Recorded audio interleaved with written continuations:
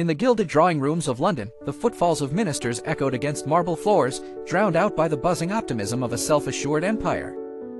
Telegraph wires hummed urgent secrets while the latest broadsheets proclaimed advances in science or the opening of a railway line.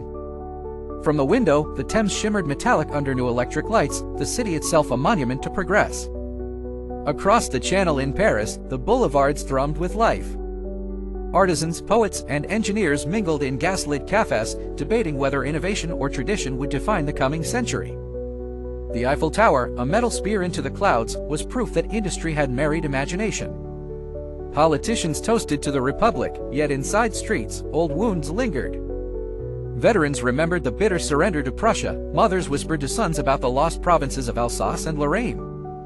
Further east, in Berlin, the imperial eagle's shadow grew longer with each passing year. Kaiser Wilhelm II strode through grand halls, confident in his vision of German destiny. Shipyards boomed with the clangor of steel as new dreadnoughts slipped into the River Elbe, each one an unspoken challenge to the Royal Navy. Young officers crowded at staff colleges, learning the strategies that fatefully no longer seemed to respect peacetime. Beyond the capitals, a canvas of alliances and suspicion stretched invisible lines across Europe. Stock markets flourished, but chatter in foreign ministries grew anxious. Reports from the Balkans spoke of revolts and assassinations. In Vienna, Austro-Hungarian officials wondered whether the sands of their empire were slipping through their fingers as Serbs, Czechs, and Croats demanded a place in the sun.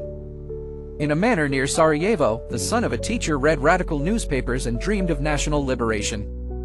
In a Russian village, families huddled by radio as news from St. Petersburg outlined reforms and then quickly retracted them. Whispers of change and empire echoed from distant colonies, where uprisings occasionally flared beneath emblems of grand European order. Bankers and businessmen, kings and revolutionaries, all navigated a world that felt somehow both durable and brittle. Magazines predicted a golden century, yet diplomats wrote private warnings. At grand balls and in dimly lit studies, some wondered whether the bonds of peace could hold amid so much rivalry and ambition. A single spark, it was said, could bring the grand structure crashing down. Few believed that catastrophe was truly possible. Most trusted in the strength of treaties, the wisdom of statesmen, and the civilizing force of progress. Yet the cracks spread quietly, imperceptibly at first until soon, the echo of their splitting would be heard around the world. The great capitals of Europe vibrated with the tension of an elaborate dance. Beneath the gilded facades and marble halls, ministers moved pieces on the diplomatic chessboard, each calculation rippling outward. In Berlin, Germany's chancellor eyed a map like a general eyeing the battlefield, tracing the border with Austria-Hungary.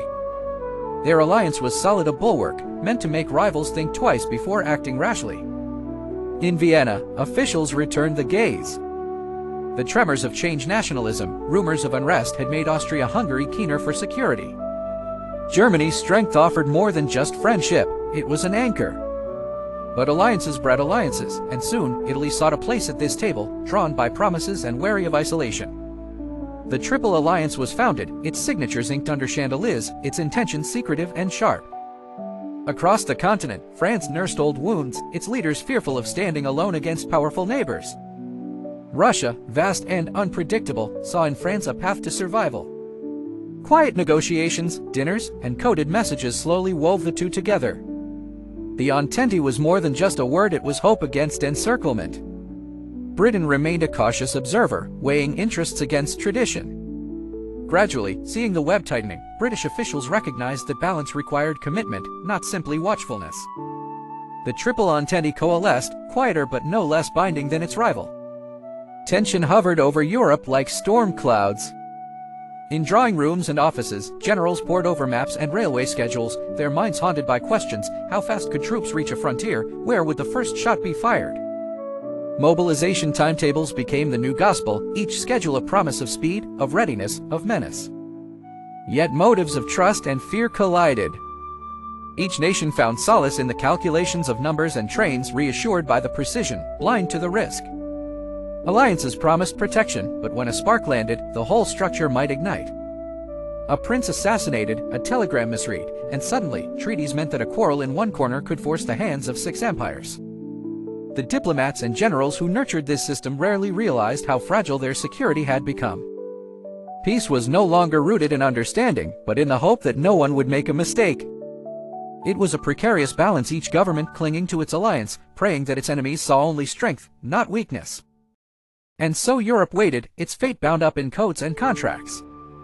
The trains stood ready, the alliances wound taut.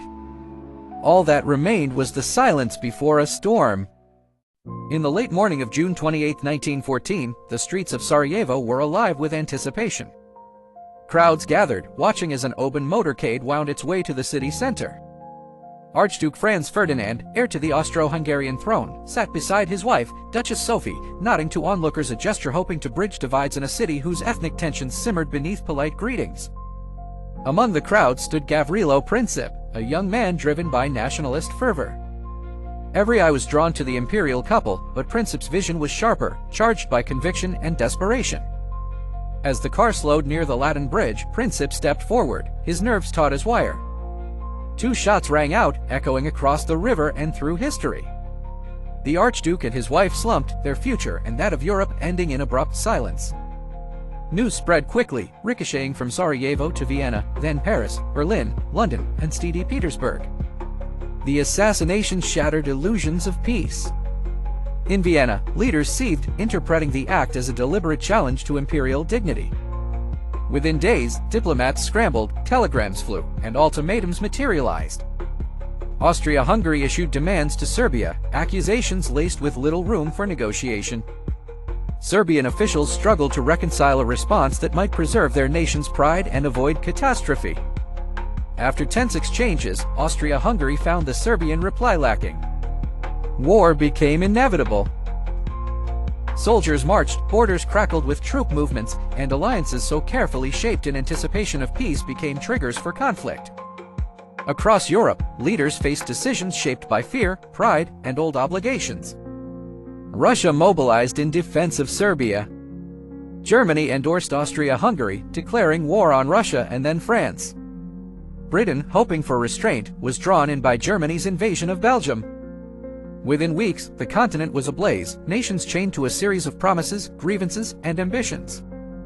The assassination in Sarajevo was more than a single act, it became the hinge on which the 20th century turned. What began as a local shock defined by 2 gunshots quickly cascaded into a world-altering war. Old empires trembled. Families mourned. The world would never be the same, as history accelerated into a new era marked by trenches, revolution, and the pursuit of answers to the chaos unleashed in those Sarajevo streets. In the bustling heart of Berlin, Maximilian Weber gazed at the throng of young men marching beneath banners, their faces lit with the glow of anticipation. He had seen crowds like this before at festivals, parades, but never so charged with purpose. They shouted slogans and sang patriotic songs, drowning out the uneasy silence that followed announcements of war. Max's friend Heinrich, eager and naive, tugged at his sleeve. "Come Max, let's sign up. We'll be heroes. The newspapers say we'll be home by Christmas." Across the city, mothers wept quietly, trying to hide their fear behind forced smiles. Fathers stood rigid as their sons hurried to recruitment offices, their arguments drowned by the tidal wave of enthusiasm. The newly recruited soldiers affected a bravado they barely felt. They imagined themselves storming through France, defeating the enemy in days, parading through Paris before snow. The government, confident in its masterful plans, the Schlieffen strategy, mobilized trains, mapped routes, and coordinated vast armies. Planners like Colonel Reinhardt, behind closed doors, ticked off lists and reports, certain they had accounted for every possibility. Elsewhere, in Paris and London, crowds mirrored the fervor.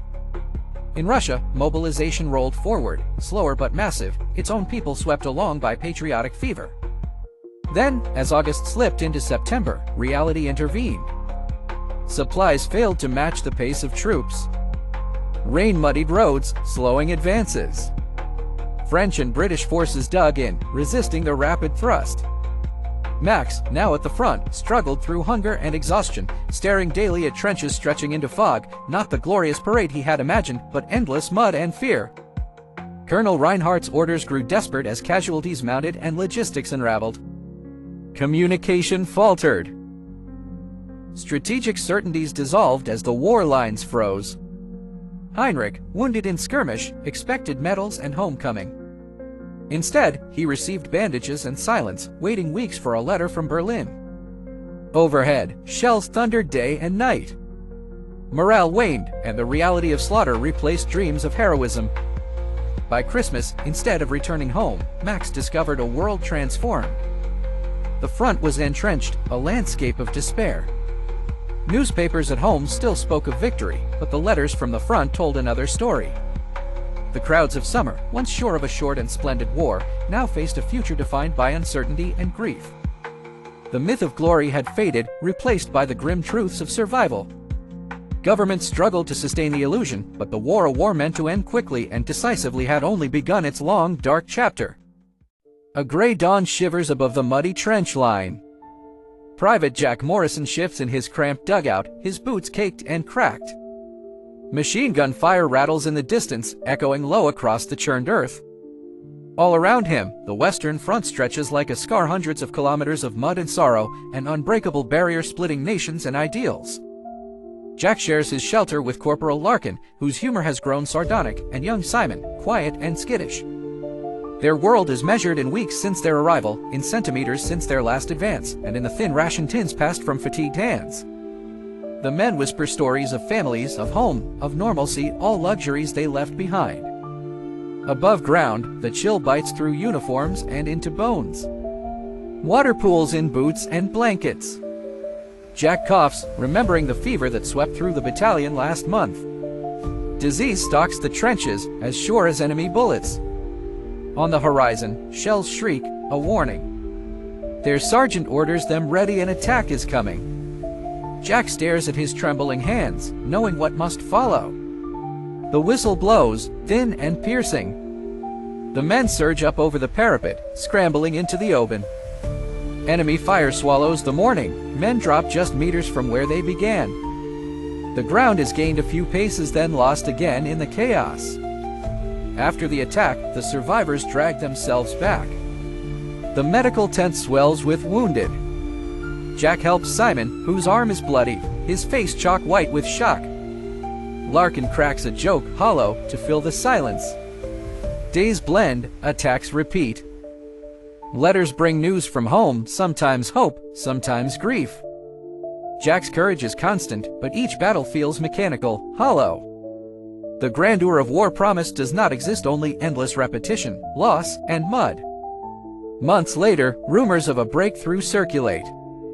Jack listens, skeptical. He has seen hopes dissolve before, for victories measured in meters, not miles. He and the others remain, waiting for orders, trapped in a cycle of fear and numbness.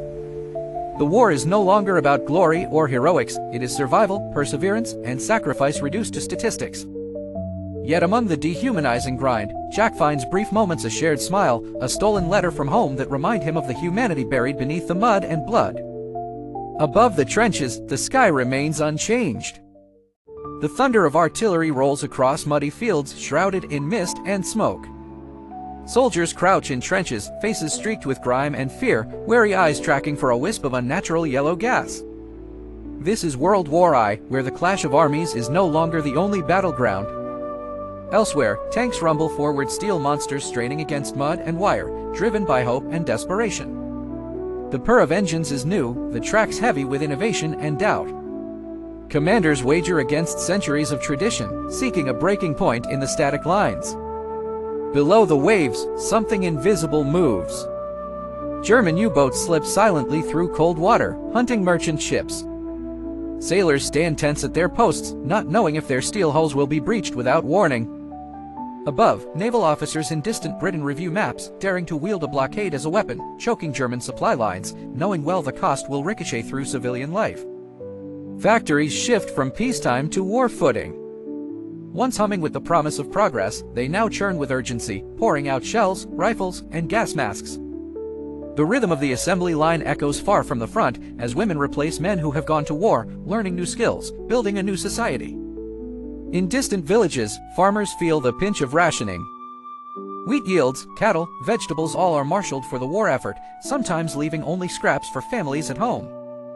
Children ask questions, mothers search for answers, while fathers send postcards from the front lines. Civilians are pulled ever deeper, asked to conserve, sacrifice, contribute, endure.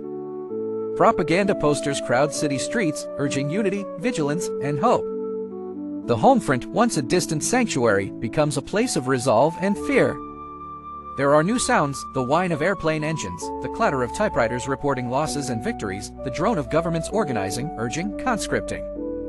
The boundaries between soldier and civilian blur, the war seeps into every corner, every conversation. Yet, amid the darkness and the dread, individuals show resilience. Letters cross borders, filled with longing, with moments of humor, with dreams of peace. In a world upended, people clutch hard to normalcy, knowing nothing will be the same. Total war means adaptation and survival, innovation and suffering. It brings forth new weapons, new tactics, and new ways of living. As the years drag on, everyone from generals to shopkeepers, from nurses to ship captains becomes a piece of the vast machinery of conflict. World War I was not simply a clash of armies, it was an ordeal that reshaped the earth and all its peoples. The world watched, endured, and learned. And when peace finally comes, its price and legacy are written far beyond the battlefield. In the chill of the Russian winter, frustration simmered beneath the surface of daily life. Alexei, a factory worker, shuffled through crowded streets, his eyes avoiding the posters of the Tsar. News from the front was grim: the army, battered and ill-equipped, suffered devastating defeats. Hunger gnawed cities and villages alike. Rumors whispered through bread lines, talk of change and uprising gaining momentum. That momentum erupted. Soldiers, tired of senseless orders, joined workers in protest. Alexei stood shoulder to shoulder with men and women as the chant grew, "Down with the Tsar." In a swirl of chaos, palace gates were stormed. The centuries-old monarchy ended almost overnight. The new Bolshevik government, led by determined revolutionaries, promised a different future and declared Russia's withdrawal from the war. Across trenches, rumors spread the Russians had vanished. Meanwhile, Austria-Hungary, a patchwork quilt of peoples and traditions, strained under the burden of war. In Sarajevo, Anna, a schoolteacher of Croatian descent, watched neighbors argue fiercely over allegiances.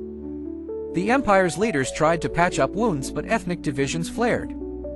Soldiers deserted, and voices for independence rose, splintering once unified regions into tense, uncertain possibilities. Farther south, the Ottoman Empire struggled on countless fronts. The Sultan's generals sent urgent missives. Kemal, a young Turkish officer, watched as the empire's allies dropped away. The armies were stretched beyond limits, fighting insurgencies, foreign invaders, and internal dissent. Land was lost, and defiance grew among Armenians, Arabs, and Greeks. Kemal wondered when, if ever, peace would return, and what form his homeland would take. Europe's old order crumbled. Castle walls and palaces, once symbols of timeless stability, echoed with emptiness. New governments sprouted like uncertain seedlings. Maps were hastily redrawn. Lines were inked through old borders, replaced by names often unfamiliar or contested. In cafes from Vienna to Istanbul, people debated the futures of strange new nations. For Alexei, Anna, Kemal, and millions more, the world changed overnight. The empires that had ruled for centuries were gone, leaving behind uncertainty, conflict, and hope for something better. In the space where old power had resided, new stories began to unfold, and the political landscape of the world shifted for generations to come. The United States, cushioned by oceans and content in its neutrality, watched the bitter struggle of Europe unfold. Elderly men in quiet towns read dispatches from Paris and Berlin, debating whether tragedy abroad required intervention at home. President Wilson promised to keep America out of war, but beneath their calm surface, the tides were changing. Out at sea, silent shadows lurked beneath the waves. German submarines, relentless and indifferent to nationality, targeted merchant ships. Headlines screamed about the sinking of the Lusitania, and public opinion swirled with outrage. For many Americans, neutrality seemed less noble when weighed against loss and provocation. Diplomatic confrontations followed. Telegrams buzzed across the Atlantic, some coded, some ominous. The infamous Zimmerman telegram reached American desks, revealing Germany's offer to Mexico reclaim lands lost to the U.S. in exchange for alliance. The sense of threat amplified, drawing government circles into urgent deliberations. The pressure mounted, the world watched.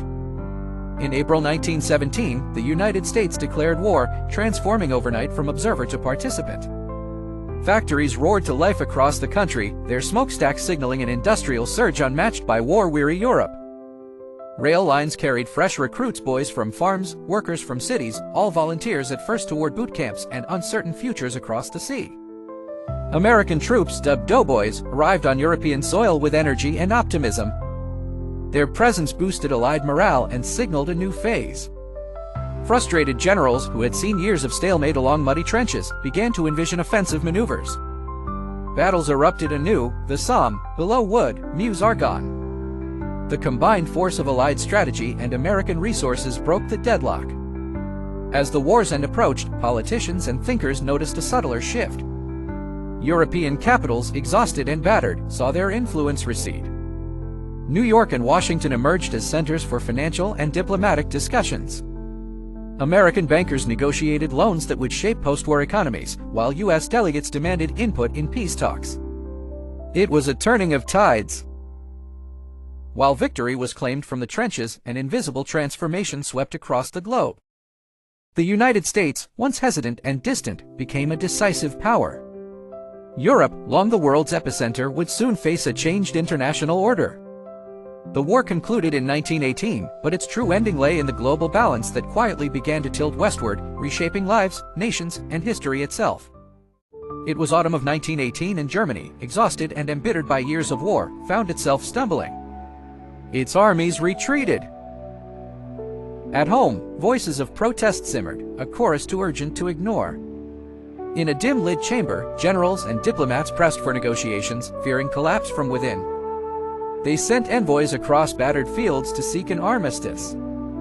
Europe's guns fell silent. Soldiers walked warily from muddy trenches, their eyes hollow and uncertain. Rulers gathered at Versailles, draping the table with maps and hopes of order. With pens and stern glances, the powerful redrew borders. Poland was reborn, Czechoslovakia stitched together from empire's remains. The victors demanded reparations so immense Germany struggled even to count them. Outside, millions returned to ruined homes and shifting nations. Flags changed overnight. Communities found themselves minorities in countries they barely knew. In Berlin, anger brewed an unquiet discontent that struggled against promises of a brighter future. The treaty had announced peace, but left behind bruises and questions. In the cafes and narrow lanes across Europe, old resentments murmured beneath the veneer of order. Political groups and new ideologies sprouted up, eager to claim what had been lost or denied. The world watched borders on paper, while men and women felt the edges cutting through their lives. The hope that the war would resolve all contradiction vanished like morning mist. Europe wore the costume of peace, but its heart remained restless. In towns divided by treaties, and in the minds of those asked to pay debts not their own, something unresolved lingered. The armistice ended the fighting, but not the struggle. The Peace of Versailles would falter, leaving a continent and the world searching for answers to questions the war had made only more complex. In the waning summer of 1914, a shot fired in Sarajevo rippled outward like thunder, setting into motion a chain of events no diplomat or monarch could control. Ancient alliances flared, drawing empires like marionettes into a theater of war, and the great nations of Europe marched to battle with flags held high and faces filled with innocence. The trenches soon became cauldrons of mud, misery, and mechanized death.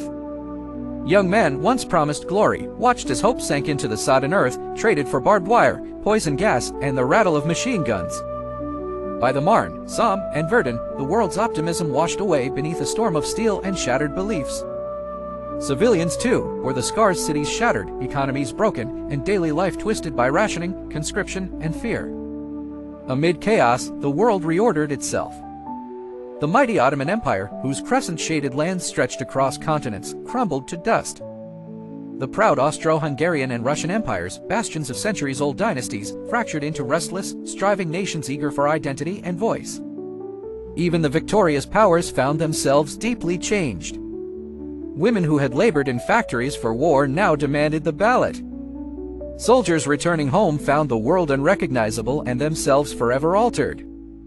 As the guns fell silent in November 1918, delegates gathered in gilded rooms, surrounding polished tables, determined to shape a lasting peace. Yet instead of stability, their treaties sowed seeds of grievance-mounting debts, fractured borders, and unresolved ethnic strife. The hope of a new era was tinged with the bitterness of unfinished business, the League of Nations a noble but fragile attempt to forestall further bloodshed.